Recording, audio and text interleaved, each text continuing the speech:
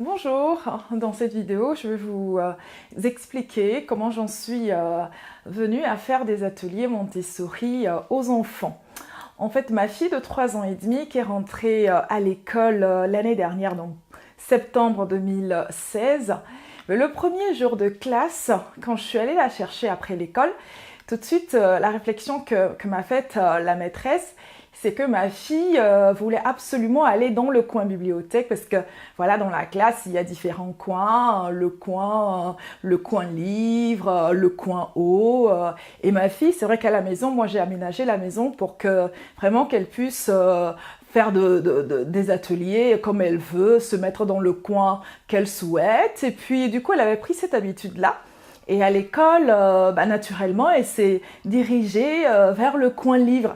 Et quand je suis du coup allée la chercher l'après-midi après les classes, j'ai été surprise d'entendre la maîtresse me faire comprendre que ma fille n'écoutait pas parce qu'elle n'aurait pas dû aller dans le coin livre et que c'était pas le moment propice.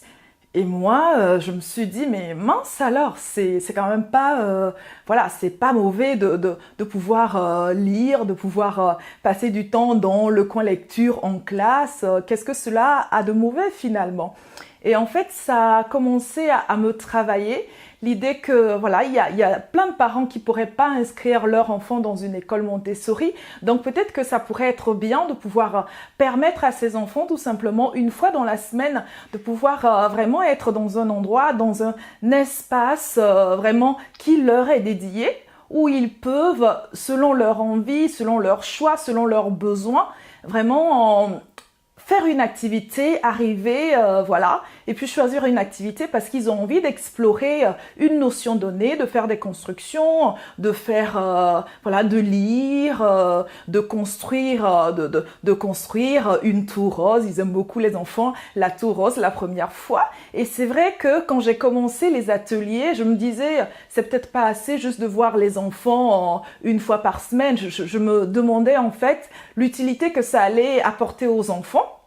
En fait, ce que j'ai remarqué, c'est que même si c'était juste voilà, une fois par semaine, les enfants revenaient semaine après semaine avec vraiment cette envie de continuer à apprendre. Et même des fois, quand il m'arrivait d'arrêter durant les vacances scolaires, je faisais pas les ateliers. Du coup, c'était vraiment calqué sur l'année scolaire. Et du coup, quand on avait une interruption de 2 semaines, les enfants revenaient en me disant « Mais la dernière fois, Edwige, je travaillais sur ce matériel-là, que ce soit les barres rouges, que ce soit la tour rose, ou alors un petit garçon qui me disait souvent, lui c'était vraiment l'arche romane, il voulait construire son arche, il avait vraiment pris plaisir à construire cette arche qui est vraiment assez difficile. C'est un petit garçon de 5 ans et demi, c'est une arche qu'on construit normalement à partir de 6 ans et demi, et lui il avait vraiment été challengé par ce matériel qu'il était revenu plus de 2 semaines après en me demandant vraiment ce matériel-là parce qu'il avait envie de continuer. Et du coup, ce que j'aime dans un environnement Montessori, c'est cette liberté qu'on donne aux enfants. On ne leur impose pas, nous, notre programme. Moi, des fois, je sais qu'avant d'aller aux ateliers, je prépare, bien évidemment, je me dis, mais tel enfant, la dernière fois, voilà, il avait envie de travailler sur ce matériel. Peut-être que là, cette fois-ci, je vais pouvoir lui proposer un autre matériel. Mais quand j'arrive, je suis à l'écoute de l'enfant et je me dis, mais moi, j'aimerais bien lui proposer tel matériel. Mais voilà, si lui, il arrive en me disant, mais non, finalement, aujourd'hui j'ai envie d'autre chose parce que je ne sais pas comment il a vécu sa semaine, je ne sais pas, voilà, en arrivant, l'idée qui se faisait de son atelier, du déroulement de son atelier. Du coup, moi, même le fait d'avoir préparé, ça ne m'empêche pas de pouvoir vraiment être à son écoute et puis l'accompagner tout simplement parce que de toute façon, une fois que l'enfant choisit lui-même l'activité, choisit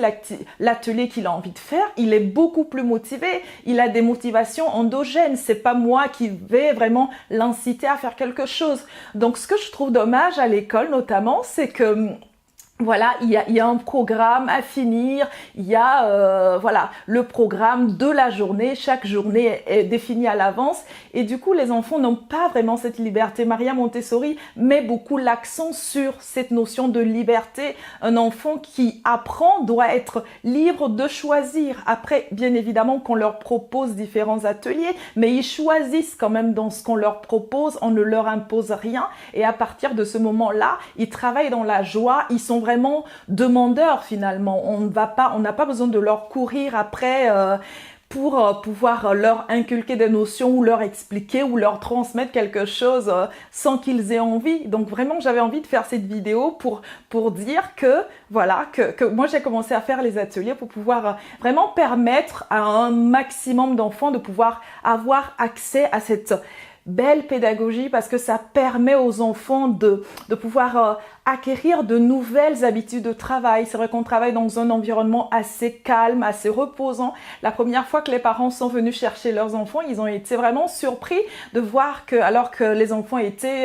6 ou 7 à peu près, bah, c'était très calme. C'était des enfants de 3 à 8 ans et malgré ça, il n'y avait pas du tout de bruit parce que les enfants étaient tellement absorbés par ce qu'ils faisaient que voilà, je n'avais pas besoin de réclamer à tout bout de champ, voilà, le silence. Ils étaient absorbés par ce qu'ils faisaient et puis voilà, ils étaient concentrés, ils donnaient le meilleur d'eux-mêmes parce que voilà, le matériel est esthétique, le matériel est attractif et les enfants tout de suite, ça les attire et quand ça les attire, ils commencent une activité et ils ont envie d'aller au bout parce qu'ils ont choisi. Montessori, c'est ça, c'est le choix qu'a l'enfant de pouvoir vraiment décider ou non, si à un moment donné, bah, il a fait quelques ateliers et qu'il veut se poser, il a le droit aussi de changer d'activité, d'aller se poser dans le coin libre, de pouvoir aller aider un petit copain ou une petite copine qui a plus de mal. Donc voilà, cette notion de liberté, de choisir son activité. Donc moi, c'est